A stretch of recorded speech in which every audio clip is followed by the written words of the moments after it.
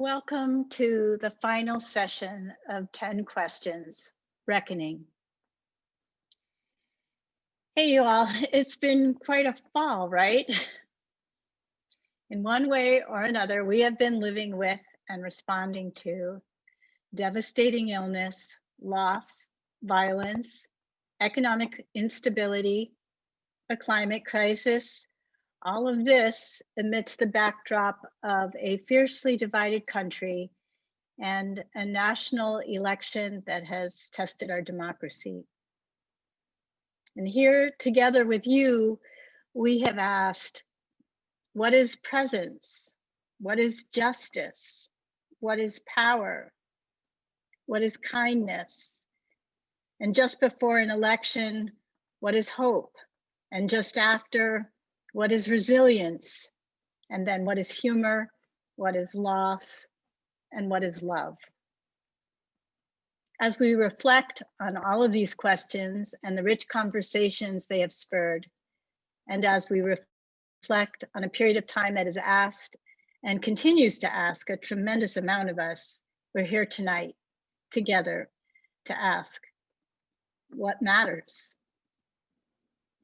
We're grateful to have had this opportunity to have been in community with you, to have shared this space of inquiry, to have deepened our thinking, and to have cultivated greater empathy and resilience together.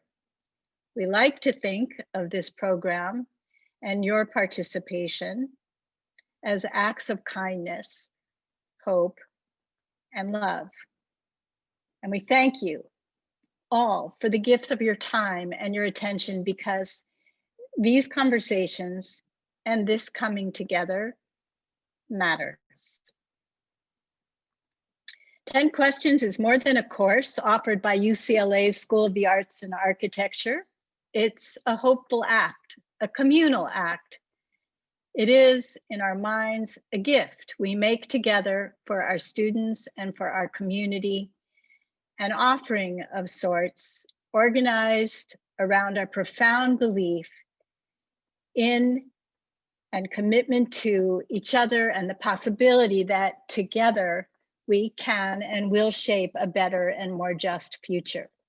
We're here together because of our shared curiosity and our desire for connection and meaning. We're grateful for the generous contributions of all of our panelists and all of the staff who have worked with us amidst the many challenges and needs of this time to make this program what it is and to bring 10 questions to you.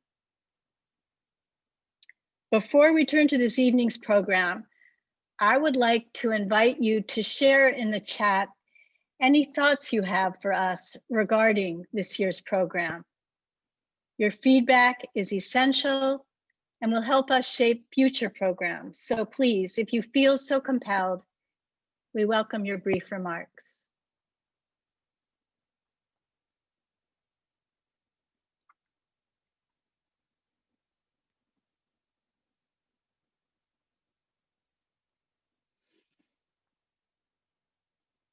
The format for this evening will depart slightly from our regular sequence. We'll begin with a 10-minute presentation from each of our panelists, followed by conversation amongst them. We'll then stay together to view some of the creative work that our 10 question students have made this quarter. And then to conclude the evening, we'll open up a Q&A with our esteemed guests and ask that you post your questions in the chat or by using the Q&A function. Ready? Our first panelist tonight is Teo Ruiz. Ruiz is a distinguished research professor emeritus at UCLA. His research and scholarship focus on the social and popular cultural histories of late medieval and early modern Spain and the Western Mediterranean. Of his many accolades, in 2012, he was awarded the National Humanities Medal by President Obama for his inspired teaching and writing. He was elected to the American Academy of Arts and Sciences in 2013, and in 2014 was selected by the Council for Advancement and Supportive Education and the Carnegie Foundation as one of 4 United States Professors of the Year. Welcome, Teo. Thank you. Should I begin? Yes, please. Indeed. It is a pleasure to be here. Many, many thanks. Thank you for the introduction, Victoria. The truth is that I am very grieved uh, for how all of our students, how all of you are beginning your lives with such challenges as the pandemic, the economic collapse, and the awfulness of our recent and we hope vanishing vitriolic political discourse. I must confess that I also grieve for all of us of a certain age, myself most of all, who come to the end of our careers in such changed landscapes. I never thought that the last classes that I will ever teach would be taught on Zoom. In fact, what the hell is Zoom? How did it happen? Where does it come from? To me, it remains a mystery. When I teach on Zoom, I don't even know how to share screens, and I begin to scream trying to share my screen. So it is indeed incredibly difficult for us more than it is for you. But I am also amazed at your resilience, your sense of humor, your capacious sociability. You teach us to hope. I am greatly honored to be here and to be part of this seminar, to be among you and with you. You students who have been wrestling with seminal questions for 10 weeks, but to join you also on this distinguished panel of people who I have admired for a long time and who I am essentially honored to be this. This is a treat for me, and in this season of despair, and I hope also of hope.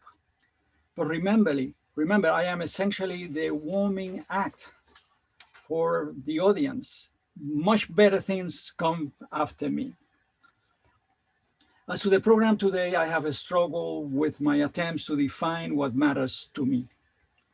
Do we mean what matters to me as an individual or what matters to me as a member of a community? Are these two categories separate or not? Is not one imbricated in the other?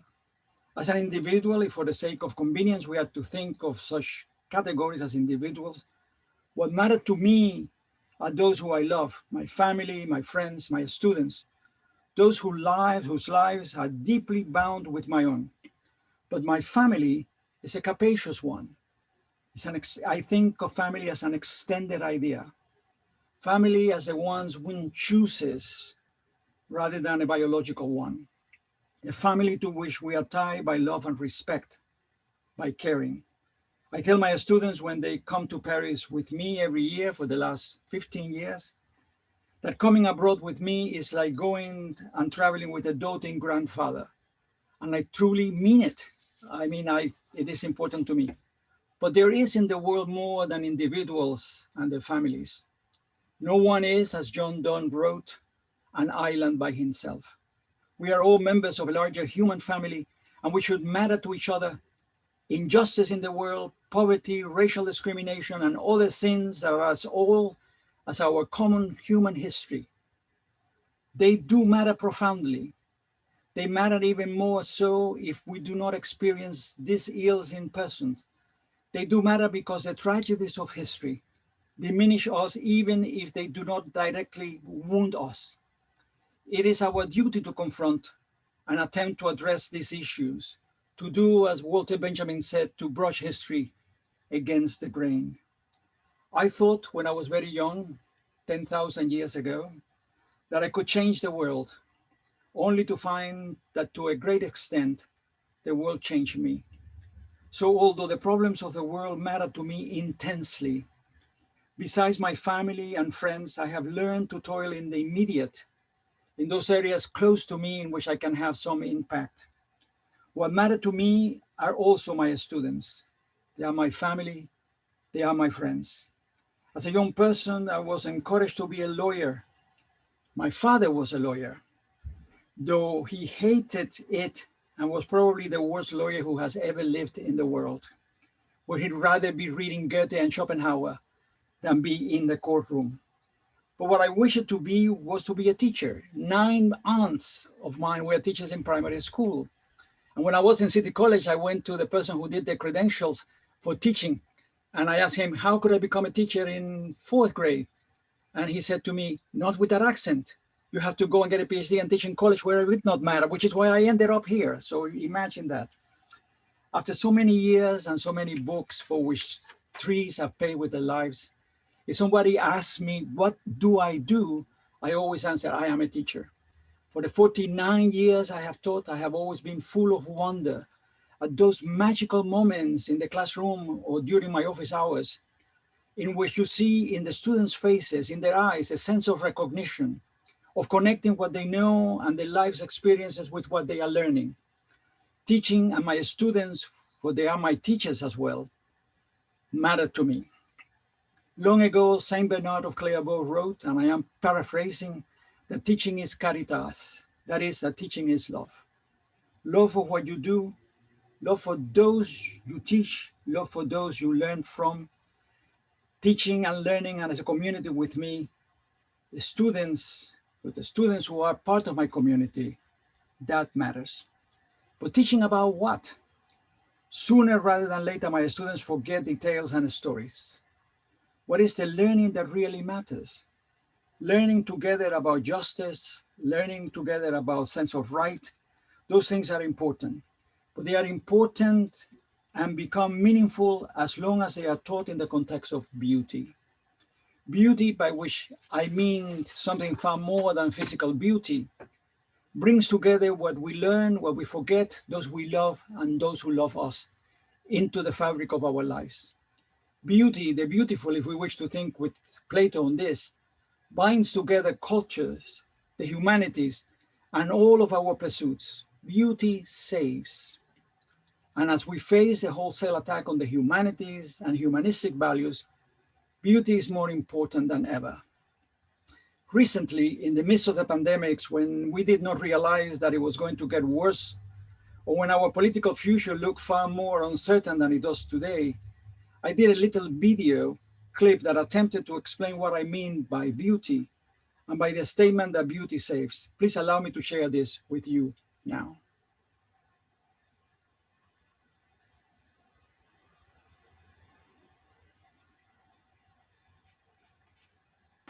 Last fall, walking in the Roman neighborhood of Monteverde, my wife and I saw this striking poster with just 3 words: La belleza salva, beauty saves.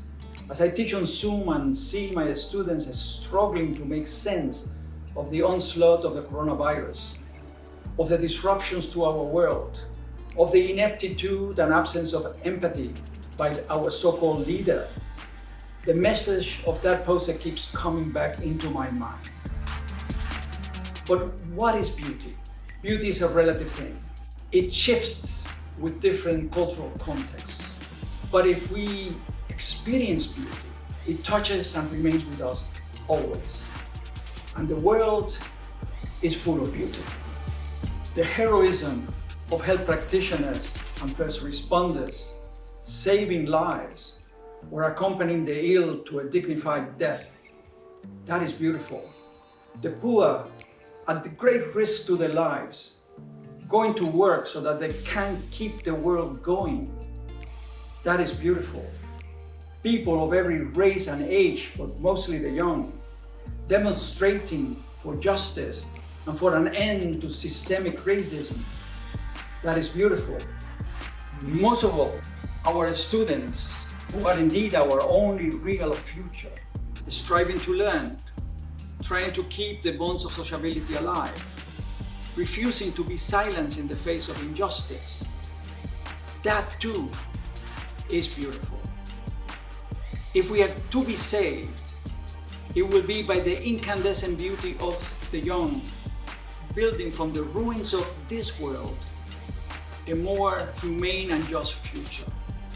But if beauty saves, then we must ask ourselves, what part will we play in building the new world? How are we to bring beauty into it?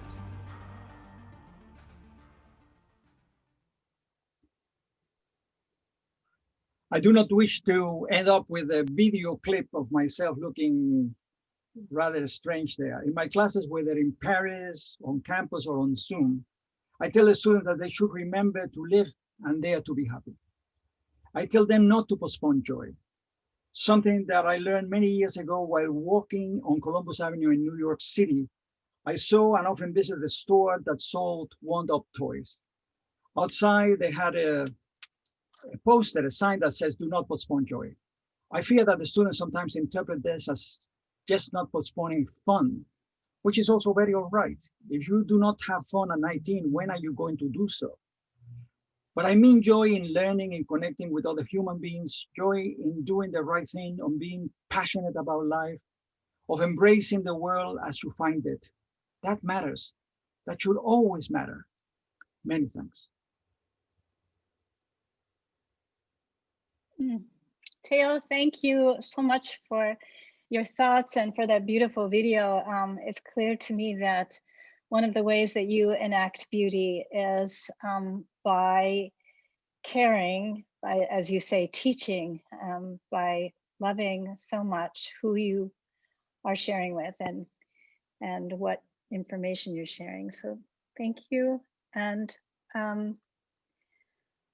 now it's my great pleasure to introduce Anna Spain Bradley. In September, Anna Spain Bradley rejoined UCLA as Vice Chancellor for Equity, Diversity, and Inclusion. An expert in international law and human rights, Vice Chancellor Spain Bradley's current research imagines global mechanisms to address racism and promote human rights. She serves as a legal expert to the United Nations on these matters and is the author of the forthcoming books, Global Racism and Human Choice in International Law.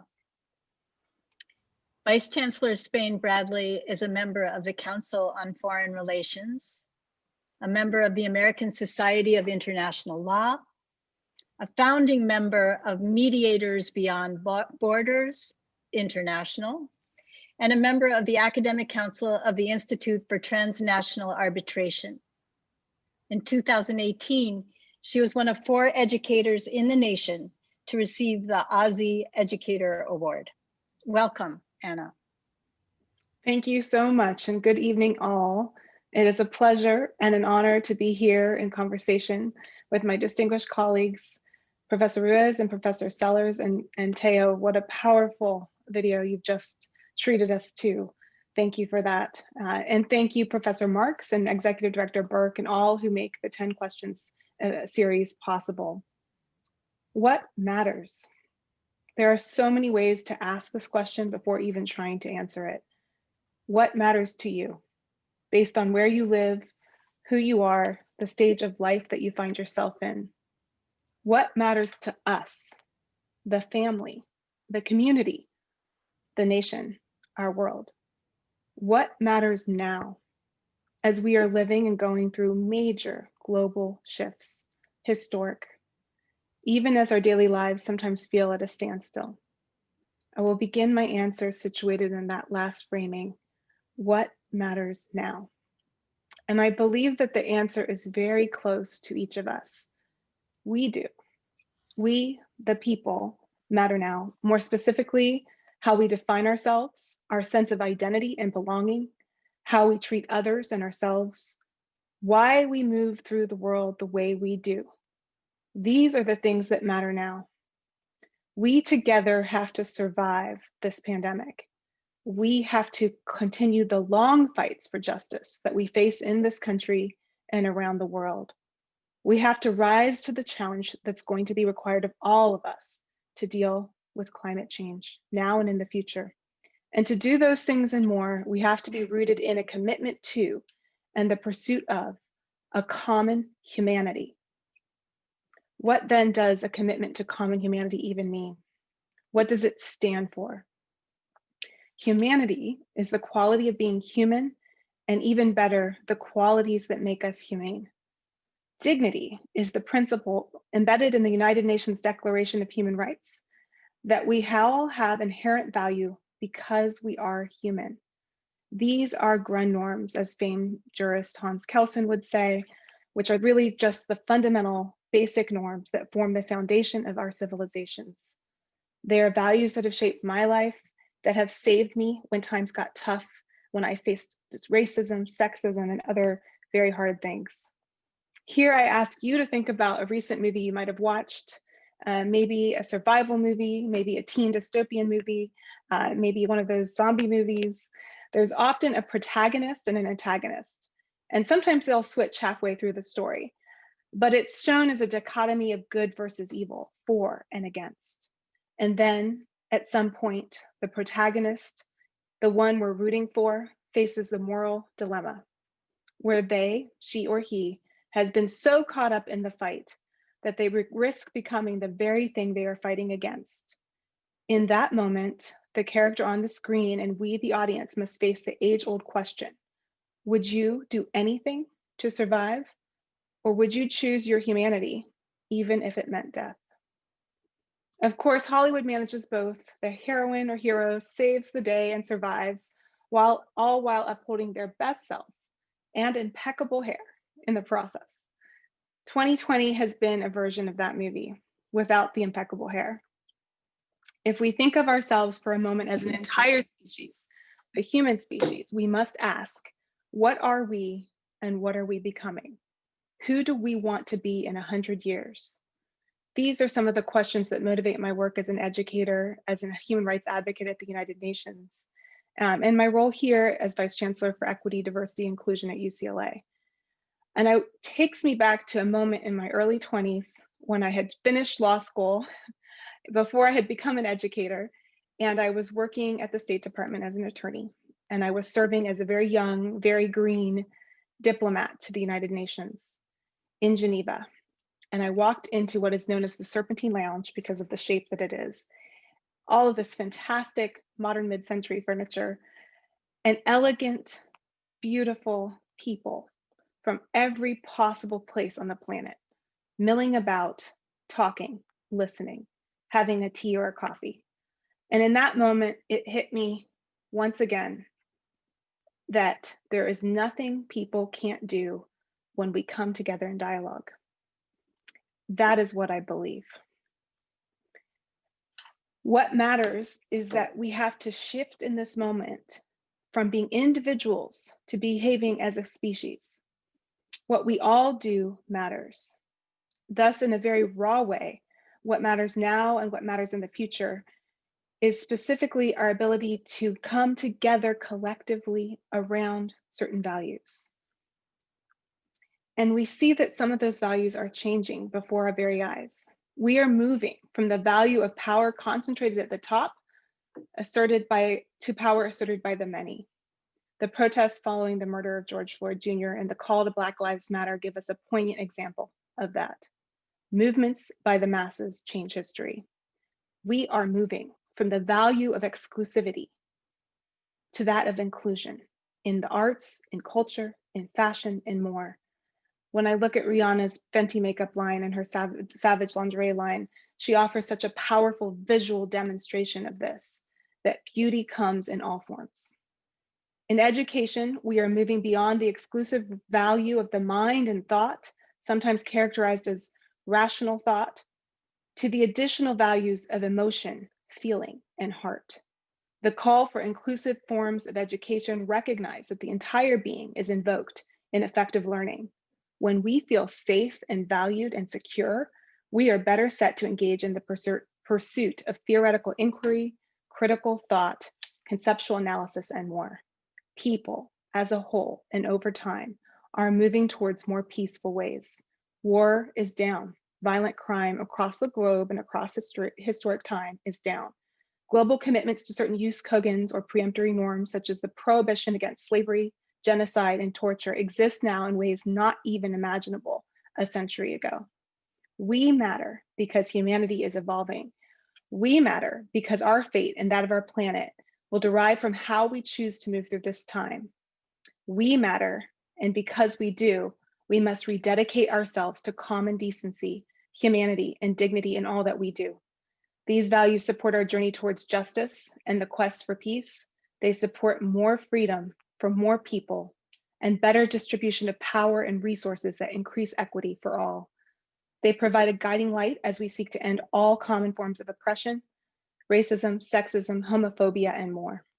We tear down the old to build a better new that provides a world where more people can live and more people can thrive. The time is now, the people are us, and we must come together to move ahead. In our discussion, I hope we can talk a little bit about what stops us. I believe one very powerful thing is fear. Fear of the other, fear of yourself, fear of loss or pain, fear of change. Fear is our most fantastic enemy. Neuroscientific studies on fear reveal that fear can literally change what we think by changing how we think in our brains. A remedy to fear is human connection. Some might call it love. And a recent topic here on 10 questions. Getting to know people, listening, being seen, being valued. When we matter to other people and other people matter to us, we reach a shared humanity. We must not let our fear stop us, for at the bottom of fear is where we find our courage. Thank you. Anna, thank you. That was so moving and so beautiful. And in the midst of a very dark time, you give us some real things to do and a lot of hope that we can be part of making things better. I would like to now introduce our third and final panelist for this evening, my longtime colleague, Peter Sellars. MacArthur Fellow Sellars is a distinguished professor in the UCLA Department of World Arts and Culture's Dance, where he's taught since 1988. Known for exploring challenging moral issues such as race, war, poverty, and the international refugee crisis through his work, his most notable courses on campus here are Art as Moral Action and Art as Social Action. Sellars has gained international renown for his groundbreaking and transformative interpretations of artistic masterpieces and for collaborative projects with an extraordinary range of creative artists across 3 decades. Sellars, the founding director of the Boethius Institute at UCLA, which invites scholars, activists, and artists to work together on projects of public significance, exploring radical ways to rethink relationships of communities and complex issues, using the arts as the point of entry and the point of transformation. Welcome, Peter. Thank you, Vic. My God, Teo, Anna, thank you so deeply. What an incredibly beautiful night. And please, to the students and to our friends and to Anne-Marie and you, Vic, thank you. Thank you for bringing us together tonight. It's a lot of emotion is flowing, and thank God. And if I could just jump in and just continue and use every single word that Teo and Anna used and just keep them going in long lines now. And really just ask ourselves, what is the virus trying to tell us? What does it mean to be in lockdown? What does it mean to be at home alone, not going out? What does it mean to turn inward? What does it mean to become silent in the world? And what does it mean to not exist in community?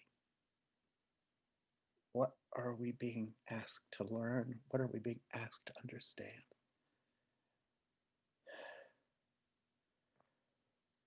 I had for many years a beautiful friend, a man who grew up in Egypt as an activist, and of course, in that era, as in our current era, the real universities are the prisons in Egypt. And he was in an Egyptian prison for a long time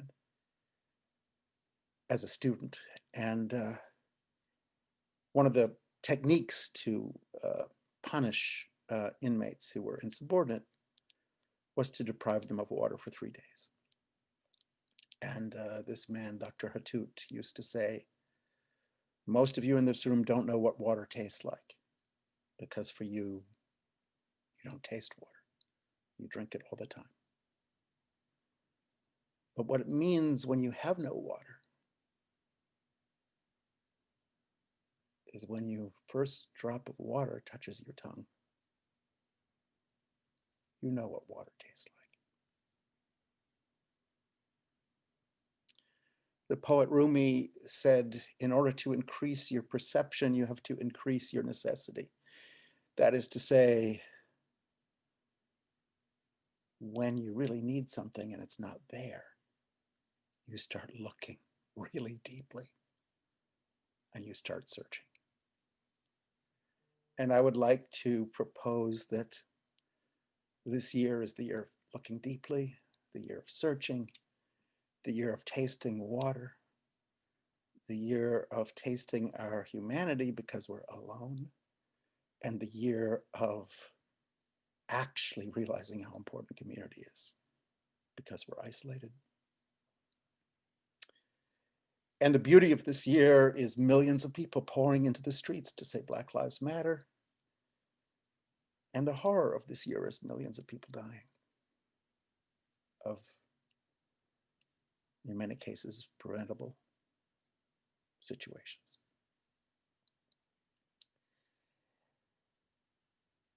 Does that huge, huge weight of human sacrifice right now at this time in our lives suggest something? Yes, it suggests a lot. First of all, it suggests how wrong the road is that we were on. And no, we cannot return to business as usual. That is a nightmare. That is what got us here. And that is a catastrophe. And if nothing else, the message of the virus says this cannot continue.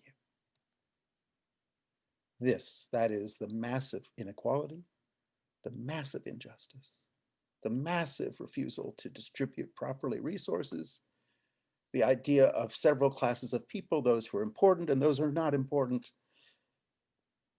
This planet and this virus are telling us that we have to get serious about equality. Equality across humans, equality of care for each other. The virus has made this the year of learning how to care, what care is, and how people care for each other.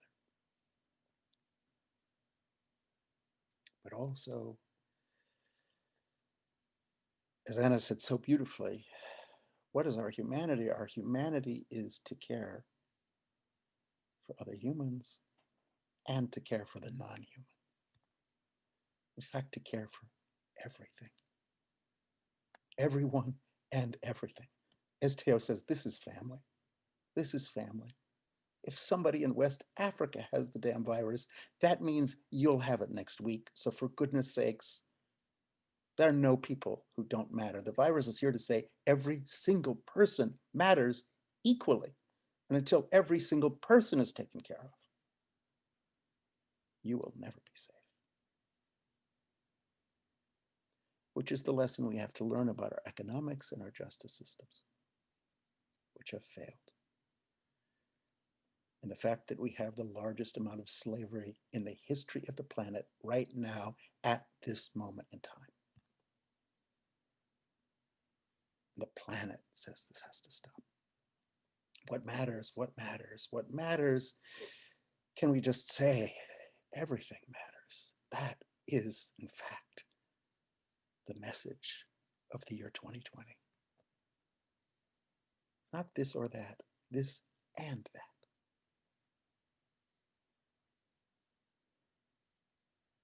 The insects matter. Every drop of water matters. Every act of kindness matters. Every tragedy matters. Every moment of understanding matters, and every moment of misunderstanding matters. Being human means to take it in, to notice, to consider, and to act. There's a beautiful Buddhist expression which is Holy liberation is the equality of all things. Holy liberation is the equality of all things. And we need to self-liberate and mutually liberate. And out of this aloneness, remind ourselves of what it is to be together.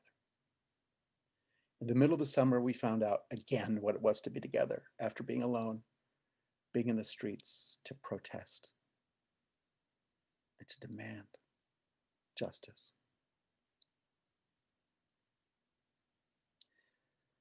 But as Anna and Teo have said so powerfully and so beautifully, anger and what you're against is actually not the main topic. The main topic is, what are we for? Where are we going? What do we love? What are we searching for? What are we dreaming of? And what is actually not a dream? It's not a dream because you are actualizing everything you're dreaming of every minute. That's our job as artists. It's not just an idea. Here it is, it's reality. And it means not accepting a reality that is thrust upon us, but it means lifting, engaging, entering reality with everything we can bring and all we are, and offering and giving and supporting each other and the fish and the forests.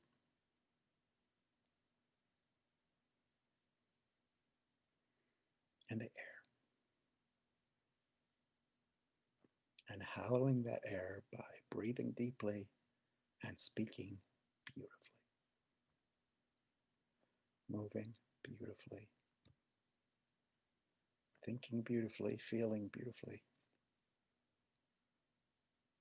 And recognizing the beauty that's all around us. Every single human being, there are no extra people. Every single person is needed and is treasured and is beautiful and is magical and has secret gifts. Do we see that? Do we hear that? Do we feel that? Please look more deeply. Please listen more deeply.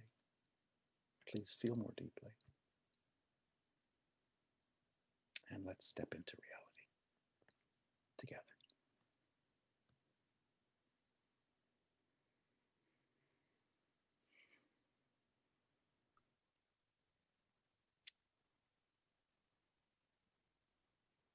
Thank you, Peter.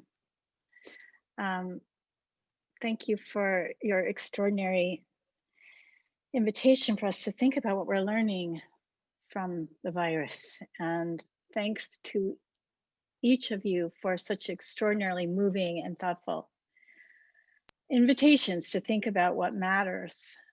What I'd like to do now is invite each of you to join Peter and I here together and to begin a conversation.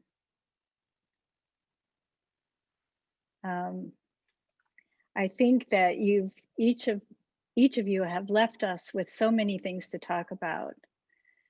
And I actually do want to jump in here and just follow up on what you said to us, Anna, is let's talk about what keeps us from dreaming better.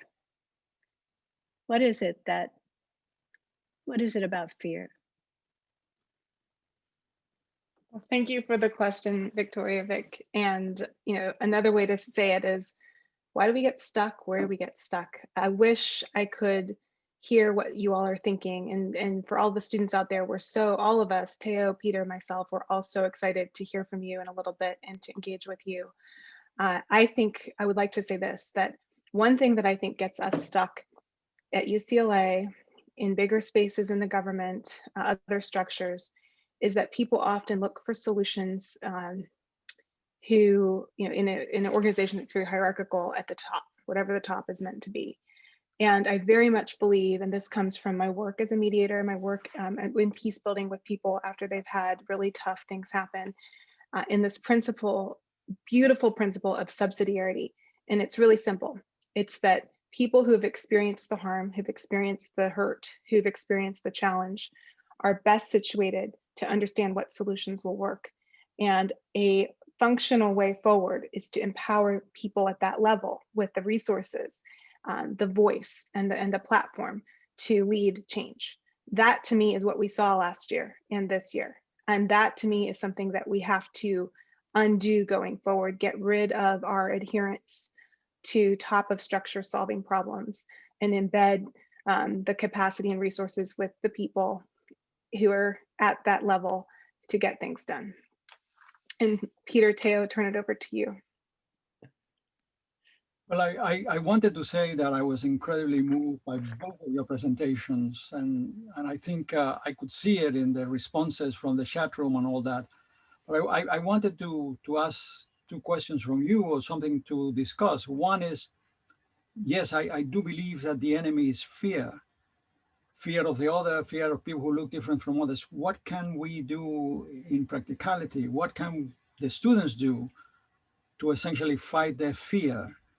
And I think this is addresses to Peter, because Peter had a very evoking presentation of the world that may emerge. What do you think, Peter?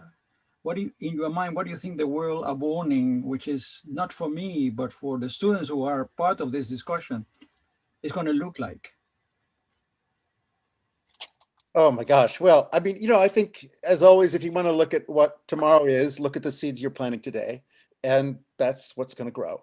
And that's what you're going to harvest. And so we have to do some better planting than is going on at the moment. I have to say, Anna's, key question, which keeps never happening, is the very people who are suffering are the very people to articulate the path forward, or to put it another way, there will be no solution until the problem is the solution. And gangs will never be solved except by gang members.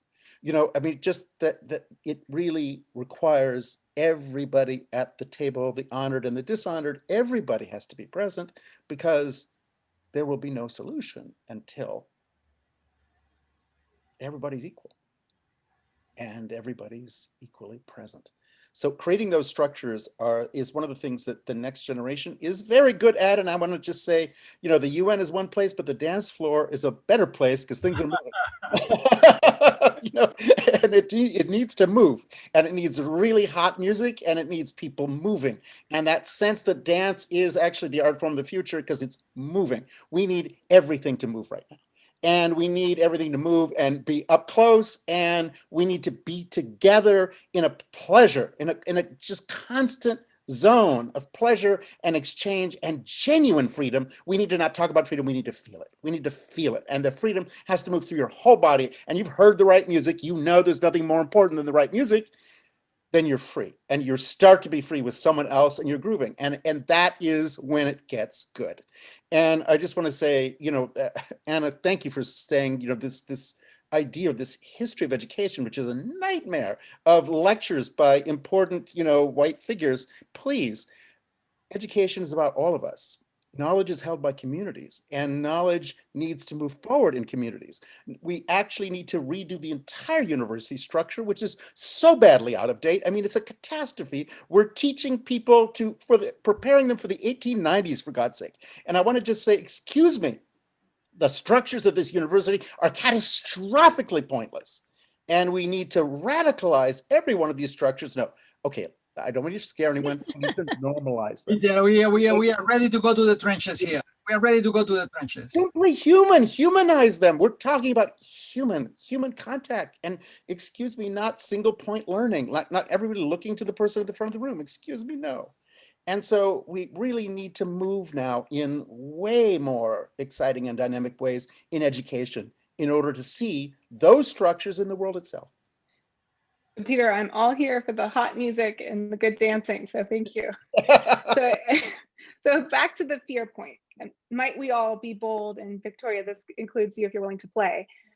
What are you most afraid of and why?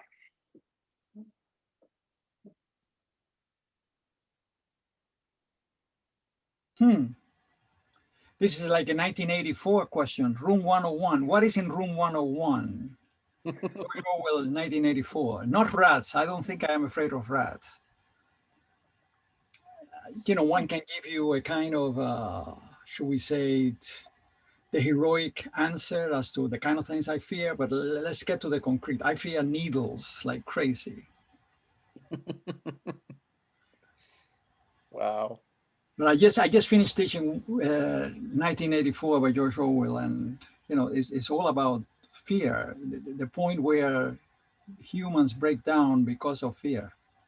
So the question which I had is, what kind of things can we do to sort of abate the fear that is in all of us? A lot of my work is with performers. I mean, all of my work is with performers, is to take performers to the place of their greatest fear. And that's what rehearsals are about. And it's actually in a protected space where everybody is safe and we've established structures that demonstrate equality. And then we can invite people to go to extremely scary places and their own most frightening places in a supportive environment. And that is what makes the performances overwhelming, because then every night the audience experiences a human being looking right at their own fear and mastering it. You know, now that Peter mentions that, I have been teaching for 49 years. The day before my first class, I don't sleep. My stomach doesn't work. I am absolutely the fear and trembling and sickness into death, like Kierkegaard used to mention. And I walk into the class with the absolute fear that I'm going to fall flat on my face, that I'm going to begin to salivate and foam through my mouth, and that everybody will race from the chairs and drive me out and throw me into, well, there are no rivers here, but into something. And 49 years of doing this, and it's still there. You know, I imagine the performers have the same fear of coming out, and then it disappears, and then like poesia, something comes down and I do it.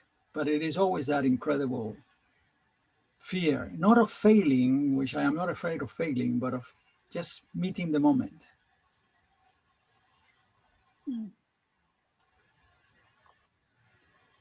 I was thinking that where we, whatever that means, myself, are afraid of the unknown, and we develop a relationship with it where we, you know, I mean, learning, education is about entering the unknown, but also there's something terrifying about the potential that everything you knew before would no longer be true.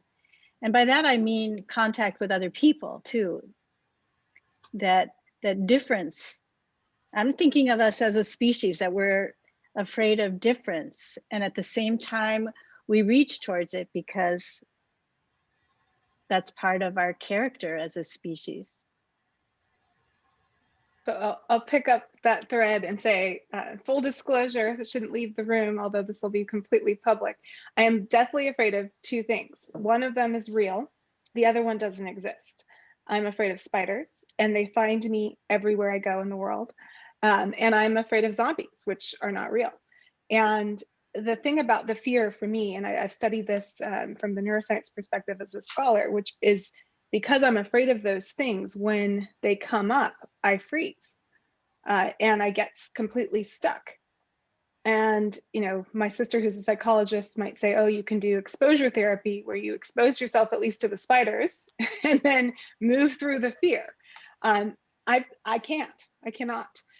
And so I bring that back to Victoria's point that one of the things that's been fascinating and important to me as we think about what matters and we think about community and people and belonging and inclusion is we also have to think about where we get stuck, why exclusion happens, why people really sometimes in the world truly dislike the other, truly feel superior or more supreme to the other, on the basis of their identity. And there, people get stuck around fear in that context, which is to say that somebody might feel that the other, is something they need to fear as an outsider or as someone who doesn't belong. And it's really hard to move forward. And we think about 2021, where hopefully we will all be able to reemerge in the world in some capacity, relook at each other in the eye, have a conversation in person. And it feels like we're going to be going back and having to reopen these conversations about who am I and who are you and how do we come together? What prevents coming together? What prevents groups from being really inclusive? And I think that's part of what this beautiful conversation has brought up for me, is questions around how people get stuck when it's time to come together. And it seems to me, sorry to jump in, but that we have not practiced learning how to hold complexity, like being able to handle contradictory thoughts or experiences, to appreciate difference at the same time that we're looking for some kind of affirmation of our own experience. And it feels like complexity is a skill that we can learn, holding complexity, arguing with, but staying inside of something is something we need to learn how to do and practice all the time. I think another word for complexity might be contradiction. We have difficulties dealing with contradictions. We don't want to emphasize that because we confuse the students and so on. So the question is that there are no real answers. There are no complete and full answers. So we always move in this kind of gray area. And that also applies to our relationship with other people. So that we need to be open to difference and to contradictions and the like, and embrace them. And if we don't, then we are gone and we are not going to make it. But we are going to make it. Peter tells us, and Anna tells us, that we are going to make it, that we're getting better and better all the time, as the Beatles used to sing. So it is the world you're building and the world I'm leaving behind. And well, let's face it. In any case, we are at an inflection point in the history of us, of mankind. This pandemic has proven to be far more of an impact than we thought. Stupidly, in February, I bought tickets for my entire summer, which I lost completely because I couldn't think that this could happen. I couldn't think that this was going to happen. Stupidly, we thought 2016 was never going to happen. And it did happen. So, there are lessons to be learned from the COVID-19, great lessons to be learned. And I think Peter is absolutely right that the issue of equality is an important one. And Anna is also amazingly wonderful on this because it has to come from within as well. But we are giving a golden opportunity of this inflection point in which we can really change the world. You as students who are asking 10 questions, you can change the world. It is your world to change. So now here is the opportunity. As isolated as those 10 months inside the basement of your parents' house is, or has been, but it may be for a little while, as difficult as facing people who have COVID and who are members of your family and things like that, this is a moment of change. Let's make the best of it. I grew up in the 60s. So I was all believing that the 60s, we were going to change the world. Well, we didn't. Now is your turn. I wonder if you all would be willing to go back to the question of education, particularly in terms of what the virus has been teaching us about education. What really matters about education, and how can we not go back to it? Or how can we not go back to the one we're not so crazy about? So from my perspective, when all the ideas about education have, I think, over prioritized and overemphasized what the educator thinks the learner's mind needs. And I think that what we've learned from this time is that learners are a whole person, a spirit, a heart, a body, and a mind. And learners do best when all parts are ready for that environment in which they are engaging in and with their colleagues and peers in the classroom and learning from the educator. In other words, wisdom does not flow from the professor or instructor out to. It is created, as Peter said, knowledge production is created with community. And to me, COVID has taught us that.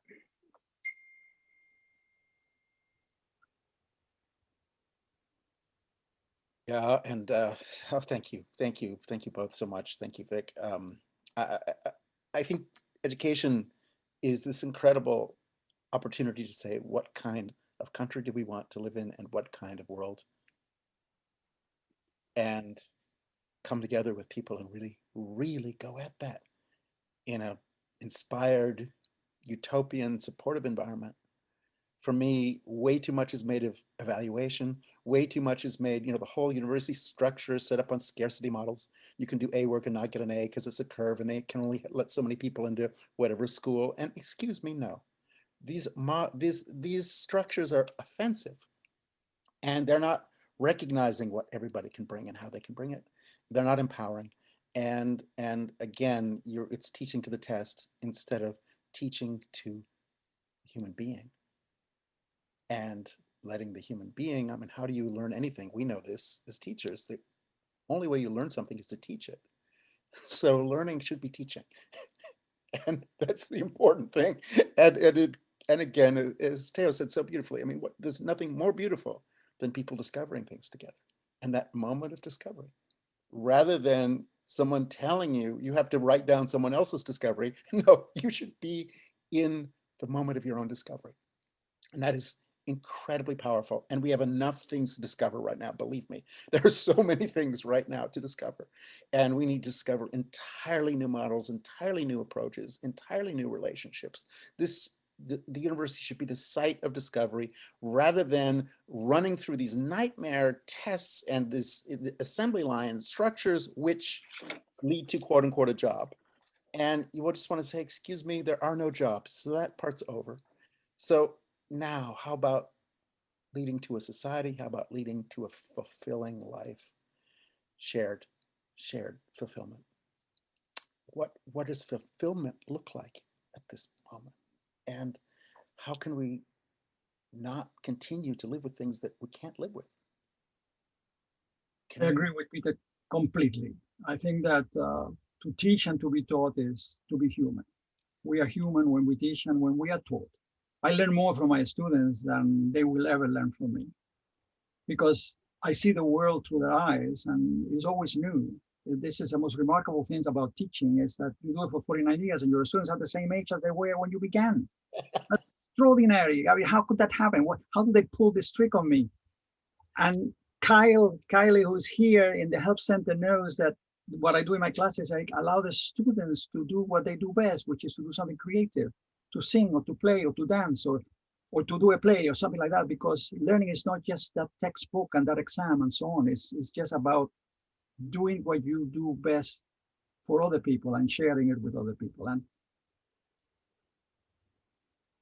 to me, I am so insane that I teach 4 Fear Luxes after I am retired. So that tells you all about me.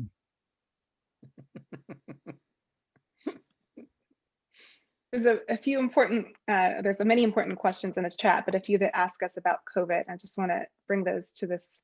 One question is, what advice do we give for those in arts and humanities who feel that their fields are becoming irrelevant during the COVID era, particularly around funding?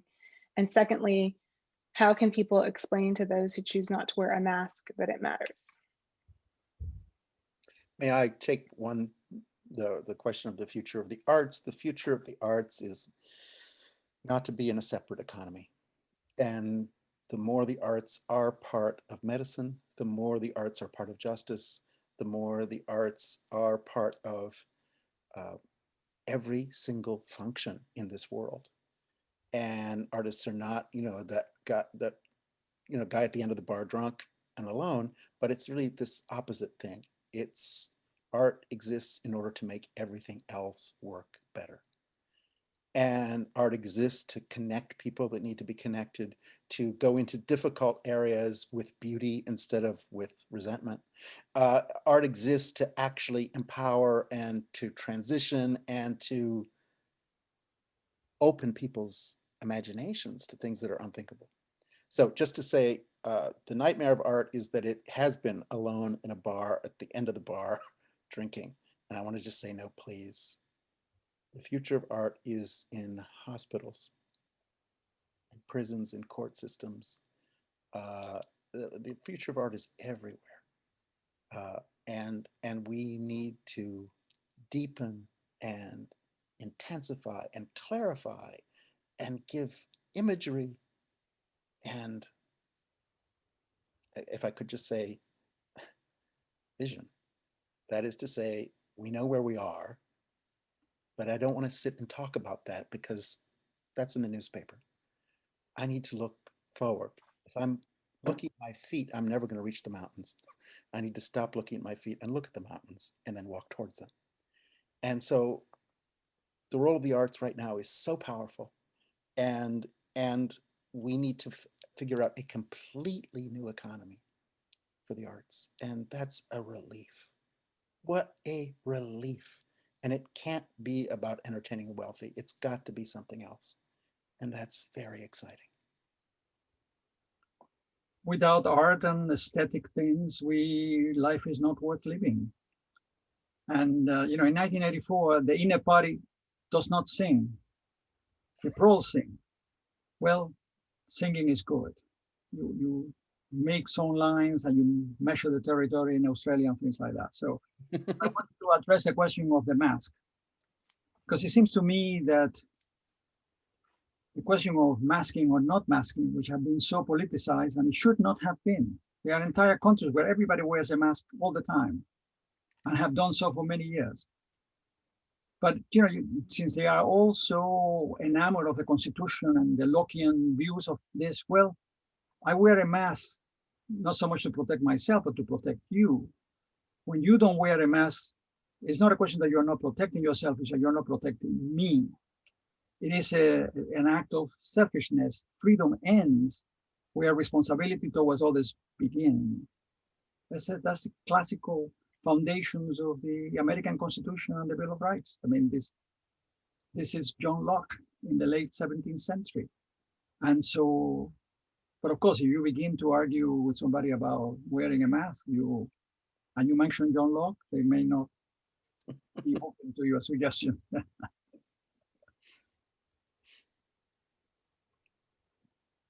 I just don't think that the person who's passing me who's not wearing a mask has really got enough, I can't really fit all those words into that second. They're gone, and I just continue to feel horrible. No, what I do is that since I walk every day for 1 hour and really meet anyone, because this is not Paris, Peter, you cannot walk here and meeting people and things like that. But from time to time, there's somebody coming without a mask. So I go to the middle of the road and give them poisonous looks, like shh, shh, shh. And they need to know that I am moving away from the path for some reason or another. And it's that they are not wearing a mask. And it is very sad because this didn't have to happen. It could have been avoided. I don't mean COVID could have been avoided. It was unavoidable. But 300,000 deaths could have been avoided, or at least half of it. And if you look around the world, we see that democracies have been very successful in fighting COVID. Australia, New Zealand, and so on. And that, Norway and other places. So why didn't we? I think it goes back to what I said in my remarks, which is that people have to learn to move collectively if we want to survive. There's almost 8 billion of us on the planet. And in this country, in America, we have long lauded the ideal of individualism, and something like a pandemic and definitely climate change crashes right into that ideal and makes us stand up and say, what if there's no tomorrow or next year without us. It's not about me, it's about we. And I think what I'm most interested in this conversation and conversations like this and with all the students is how we think about rebuilding the values around community, around collective action, around thinking about the whole, and putting that in the right place, because it can't all be about 8 billion individuals on the planet. It's just not a sustainable model. So back to the mask wearer or the people who will not, something has happened in part of us in this country that really does believe that you wake up every day and you can survive or not based on yourself. And that's just false. Yes. Perhaps this is an opportune pause in which we can make a transition. We'll still come back and hear more from each of you, but I would like to introduce something about the 10 questions course. Throughout the quarter, students were enrolled in a course that made art in response to the 10 questions that we addressed each week, the one question that we addressed each week. And I'd like to share with you the first project our students created in response to the question, what is presence? In response to returning to UCLA virtually. The students began by looking at the quilts of artist Rosie Lee Tompkins, and then made their own interpretation of a quilt, some with fabric and some without, in order to introduce themselves to one another and to set the tone for being fully present as a community of students. I invite you to enjoy the following collection of their work.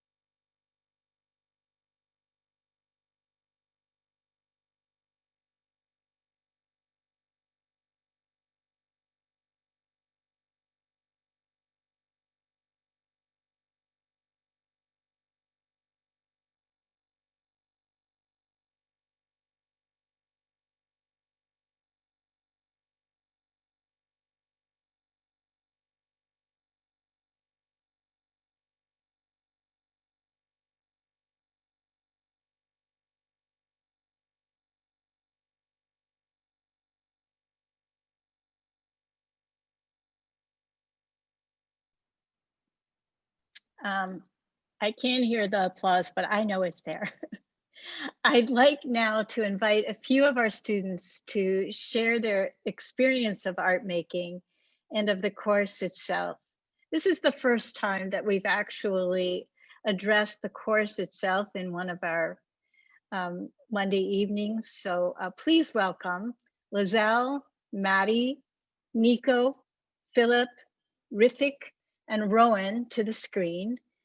Thank you to each of you for agreeing to share your thoughts with us this evening.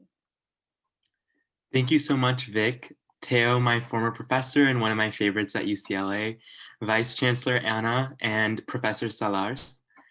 As a STEM student, I was initially very intimidated by the task of using art and art projects to answer rather open-ended questions.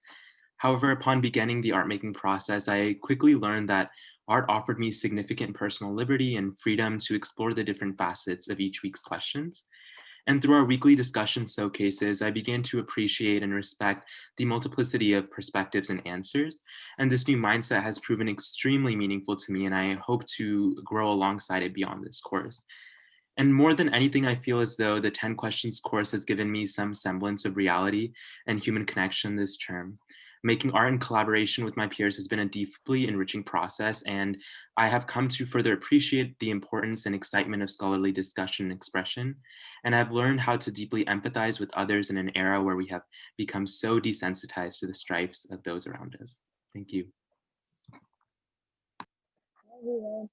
Amid this time of moving to online classes during the current times of uncertainty, 10 questions was a class that I never thought that I never knew I really needed. Making art in class has really pushed me to explore new ways to communicate with others while being open to and embracing the thoughts, interpretations, and criticisms of my peers.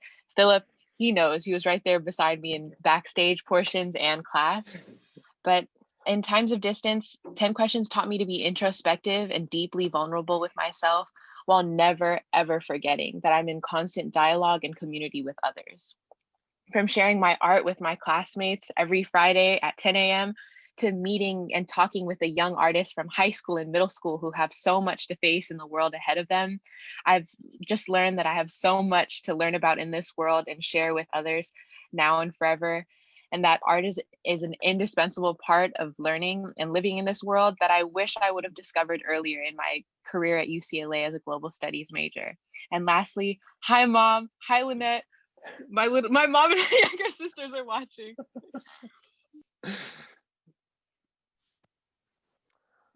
In all my 4 years at UCLA, I've never taken a class that takes advantage of UCLA's bigness, quite like 10 questions.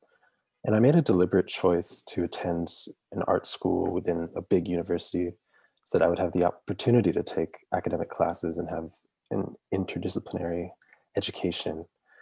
But still, I've always felt in my 4 years here that it's really the structure of the school. It makes it hard to actually cross-contaminate between departments.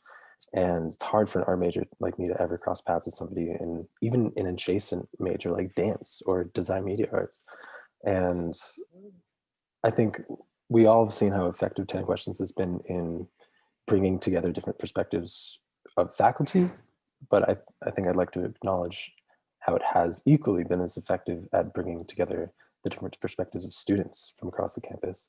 And the art making assignments that we've done in lieu of examinations have just been so impressive to see the creativity of everybody in my classes that aren't art majors, and in some cases are STEM majors, or in fields that where maybe they're not asked to utilize their creative faculties as often.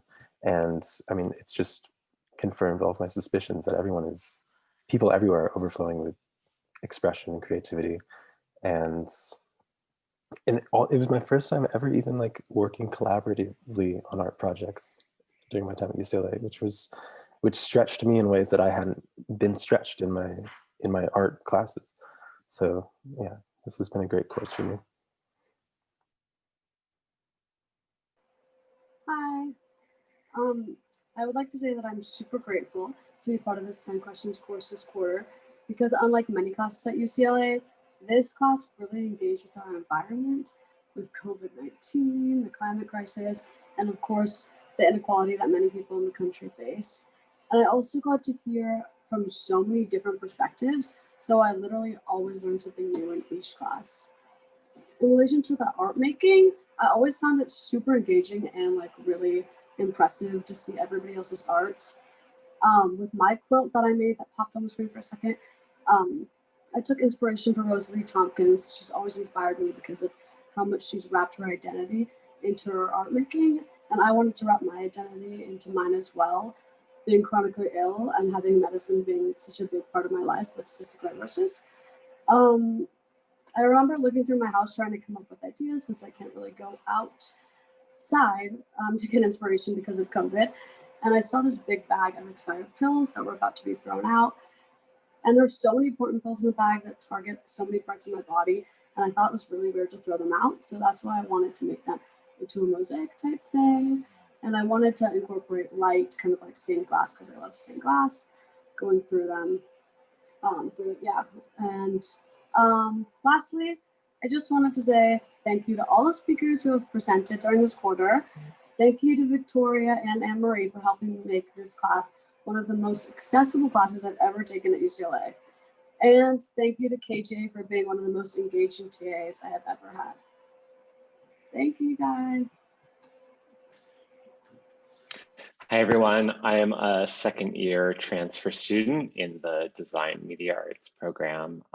And yeah, I just want to echo what my fellow peers said. I think particularly in these really challenging times where it's hard to not feel like the world is kind of crumbling around us to some degree, it's felt so nice to have this incredible sense of community, which of course, something that's really extra challenging about the pandemic is that it pushes us literally further apart at a time when we need community more so than ever. And it's felt so nice to be able to have that and to be able to come together on Monday evenings and to literally cry together over Zoom. And that's really, it's been beauty, as Teo said earlier, just like thinking about so many of the presentations and the things that we've been through this quarter, and they really have been beautiful. And with the art making, it also was a really nice opportunity to work collaboratively and to explore some of these topics deeper. As Peter Sellars said earlier, art is everything. And I think this course has really been a real reminder of that. And it's been a great opportunity to look outside of myself and really kind of think about these bigger questions and, ever more who I want to be and like, what do I have to offer to the world? Madeline? Thanks, Philip. One of my favorite parts about this class, and during the week, we end the week on Fridays sharing our creative projects with our discussion period. And it's really beautiful to just see how excited everyone is to work together, how excited everyone is to share with one another and discuss our creative processes in making those. And the chat section is always just filled with such positive affirmations and thoughtful takeaways. I think because this space we created was so supportive, I personally felt very encouraged to try new ways of art making and new ways of thinking. And I felt encouraged to bring my entire self into each discussion and art making process. And online class is not easy. I get very bad Zoom anxiety going into class every single time, but when I feel like I'm entering a space where people are going to be supportive and are going to uplift me in those ways, it's extremely helpful in just overcoming that hurdle, even just to turn my video on. And yeah, this class really also encouraged us to not necessarily look for concrete answers, but to dive deeper into our curiosities and our questions, and to look at things in different and wider lenses. But I think these discussions have really pushed us to come together and to find those answers together, which I think answers a lot.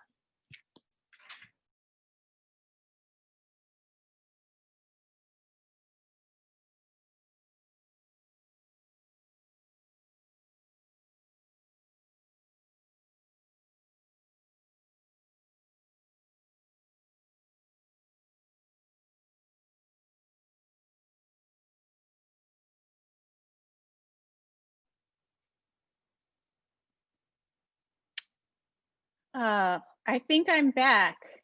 Okay, whoops. I just wanted to demonstrate the importance of community and the precariousness of staying together on Zoom. I got kicked off, but I think I'm back. Hopefully you can hear me.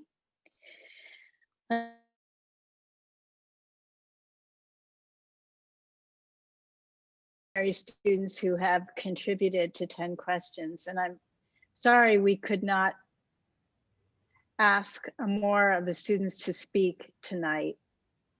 In fact, to all of you, thank you for your embrace of this class, indeed for joining in this experiment in learning.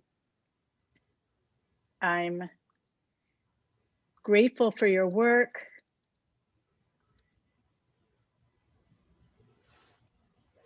And I've learned from you.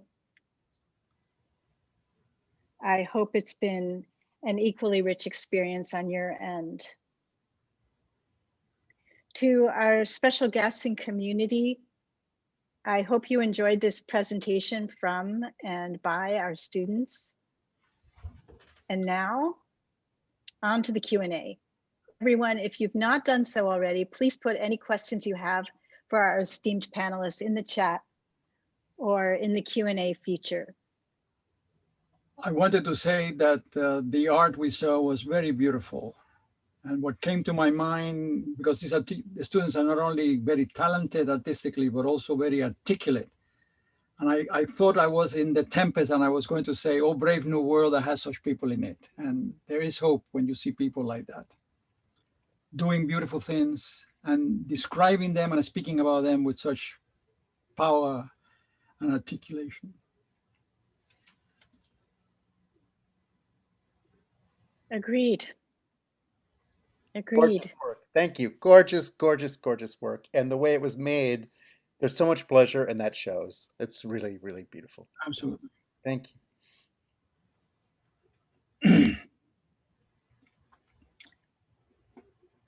Oh, Anna, somehow we can't hear you. No.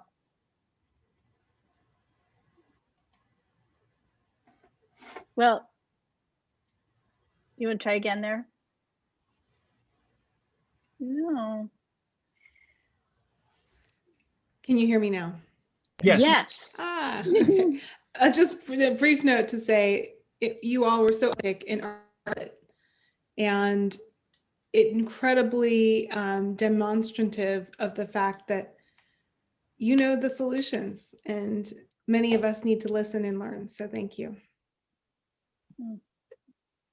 Agreed.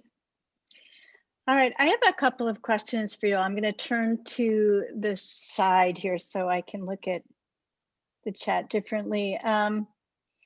Do you all think COVID or Zoom classes have decreased performance or impeded students from learning?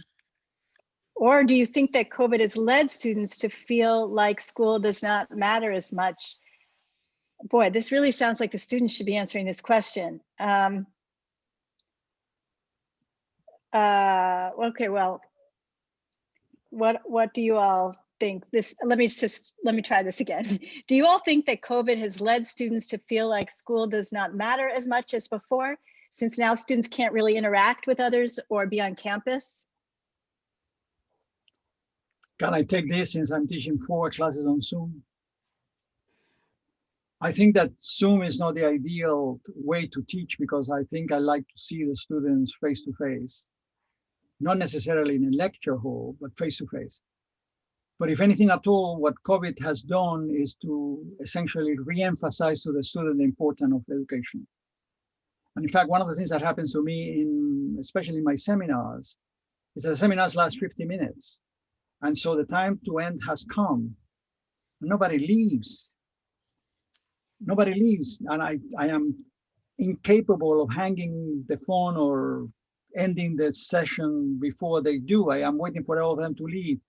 And so I think they are not even talking. They just want to be there, seeing the other students and seeing me. And so I ended up entertaining and doing puppet shows and things like that to keep them entertained. But they're really in incredible need of the sociability that is provided by the school. So Zoom may not be necessarily what will happen in the classroom, but it's a reminder of how important it is to be in a social context with your friends, with your teachers, with your family.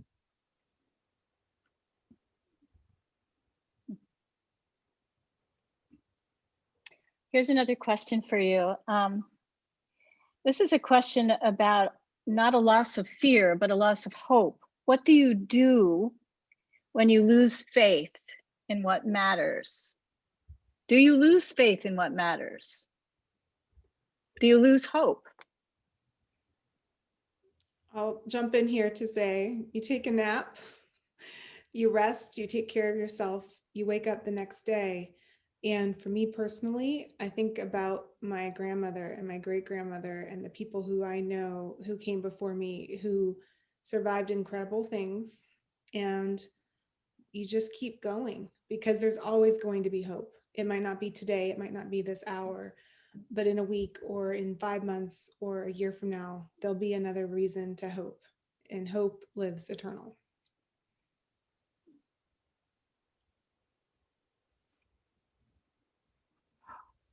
I think that there are moments during COVID, when you are going into 9 months of being fairly isolated and not being able to hug your people you love and so on, that one has a tendency to become depressed or hopeless, and you have to fight it. It cannot be. You cannot give in to it. You have to hope. In fact, we just saw a reason to hope right in front of us. So this is what I keep always going back, which is why teaching, even on Zoom, is so important to me, because it gives me hope. And can I just say, for an artist, the darkest moments in your life, that's the clay that you're going to make all your work out of. So don't undervalue them. Don't undervalue not having a job. Don't undervalue that you can actually have time, because you normally never have time. All of us never have time. Don't undervalue the fact you have no job, you have nothing to do. You do have time. It's an unbelievable gift. And deep depression actually is also deeply motivating to search and search and search. And it also takes you deeply back to your friends. And real friendship is when you're with somebody at the worst time in their life. And that's worst time in your life is actually going to turn into the most important time in your life. And it's not till things get really bad that people get honest. So please also value the dark stuff. I mean, it's also a gift. I have little kids, and the kids, all ages, all of us are struggling. It is an incredible struggle. And I also like to say to them, of course you're struggling, of course you're sad, of course this is not normal. And so why would anyone feel normal, whatever that means? Feeling how you're feeling is actually the normal reaction to incredibly abnormal times. So for anyone who needs to hear that, I need to hear that sometimes. That's what I tell my little ones. There's a really wonderful question here in the chat from Gabriel. How can we encourage more people to see themselves as a member of humanity first before other social identifiers, which tends to highlight differences rather than commonalities.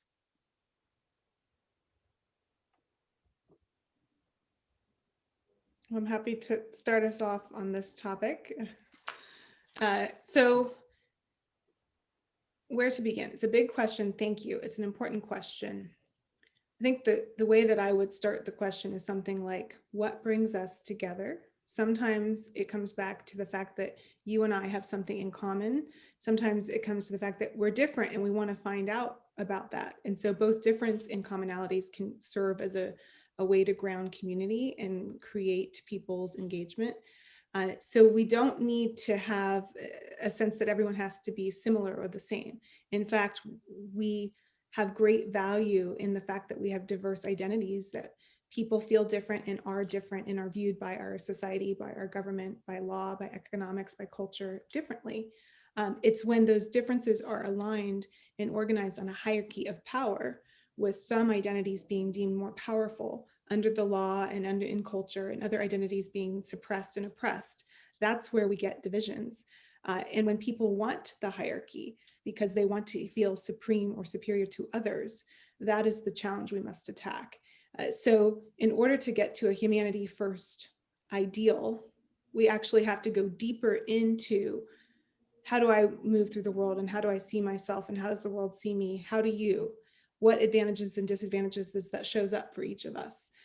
How can we support each other's journey so that we're all treated with dignity? And I think that's a very complex and important and nuanced conversation that's hard to have with strangers. And that's why we need community. And that's why we need courses like this, where you can learn to see each other past the box that you might check. You get to know who's a morning person and who's not. You get to know other things about each other that creates opportunities for coming together. It seems to me that how do we believe in humanity before we believe in our little islands or our little bailiwicks and so on? And I think it all comes down to the question of education. We are taught to hate. We are taught to see difference. It's not something that we are born with. We are not born with the aim of hating others who are different from us. We are taught these things. We can untaught them. That's what the university is all about. That's what high school is all about, to teach people of our common humanity. 10 years ago, I taught world history for the first time. I am a medievalist. I will never teach the Middle Ages again in the same way, because I began with the fact that we are all the children of Africa. We are all the children of a few Homo sapiens walking around in what is today Somalia or Eritrea. So as a preacher said in 1381, when Adam tilled the ground and Eve spun the wool, who was then a gentleman? If we are all the children of the same place, how come we embrace difference? We can teach it. We can teach that humanity comes first.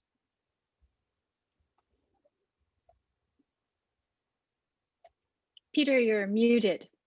My God, very rare, but it happens.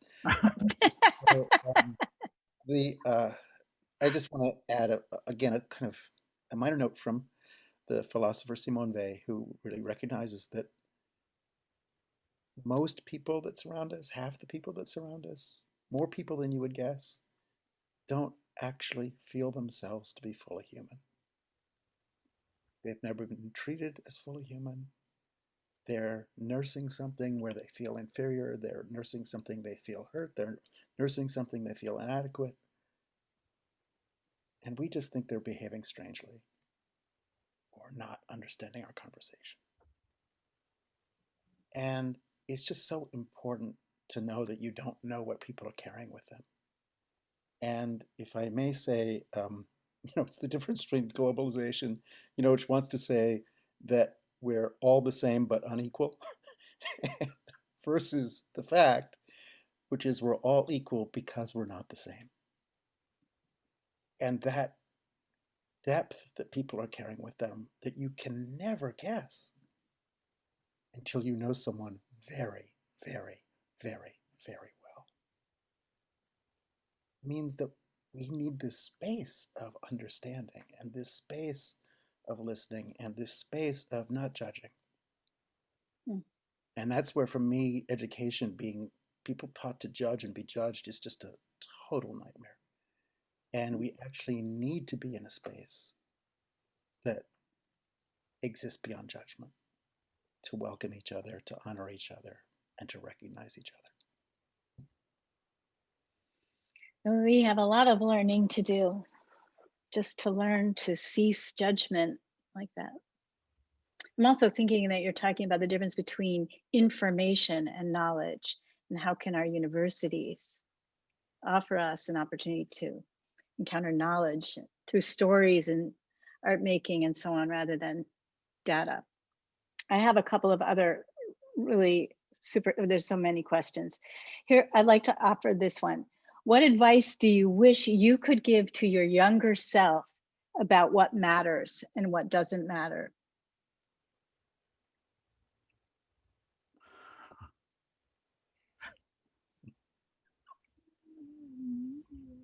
Since I am the oldest person here, my youngest self would have said, "Oh man, get the hell out of here. I don't want to hear what you have to say." And that's the truth. The young must learn by themselves. We can give opinions and suggestions, but we cannot give counsel, because at the age of 18 or 19 and so on, you have to live a life which is the life of somebody who is 19 or 20. You cannot live the life of someone who is far beyond that age. Our experiences are that, experiences that we acquire along the way. We can never go back to being 19 and tell our younger selves, well, if you do this, it would be different. Well, you would have told me what my children told me at a time. Dad, go and... You could add these next words there.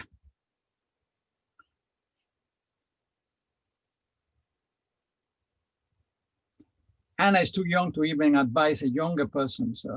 Have an excellent night cream. I would say two things. One, it really is the journey and not the destination. And two, falling in love, no matter how many times you do it, is truly the best thing ever. So when that happens to you, at whatever stage and age, love every single moment of that. Yeah. That's very beautiful. Oh, thank you, thank you, thank you. Just please be young, stay young, but definitely be young. Definitely be young. Please be young, don't be old. Please be young. Thank you for being young. Yeah. How do you distinguish what matters to you personally when we are constantly being told by other people what they think should matter to us?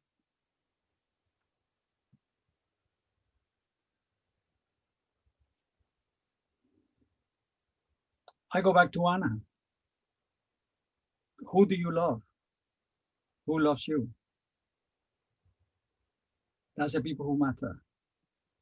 We still have obligations to the world at large, but in the circle of the people who are around you is the people you love, which is why you have to fall in love as many times as you can. I would say that you want to listen to yourself. Those times when you feel something nagging at you because it's what the outside world wants from you isn't you, it's not your authentic self, and you know you have to do something different or choose something different. We are born, I believe, with everything inside of us that we need. And sometimes you just have to go and listen and believe in that.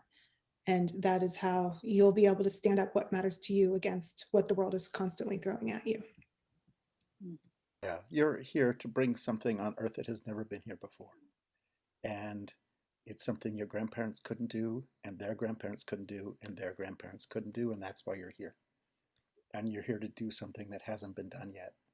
And so you have to keep going forward, and you can't worry about what was done before. You have to actually do what hasn't been done before yet, and that people have been waiting. People have been waiting a long time to see what you're here to offer. So Bring it. This brings me back to something you said earlier and a question in the chat. Whoops, excuse me. The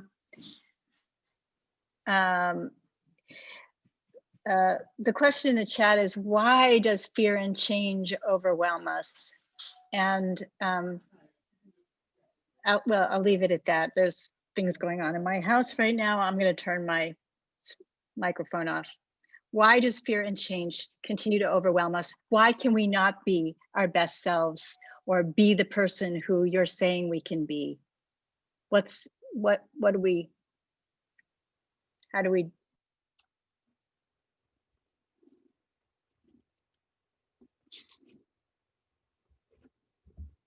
I think the question that Peter and Anna answered before is a kind of answer to this, because you are expected to do that which have never been done before.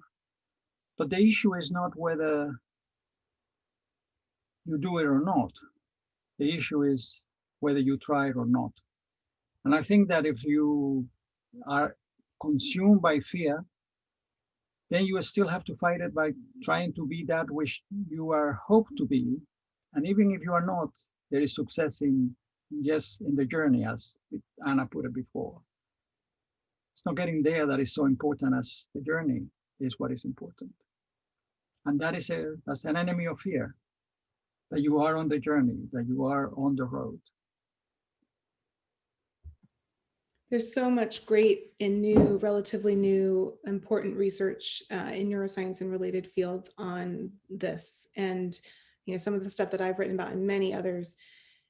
Fear is one of the most powerful things inside of our brains. It is linked closely to our amygdala. It's linked throughout our networks and circuits. And as I said before, it truly changes what we think by changing how we think and how our brains reach different pathways.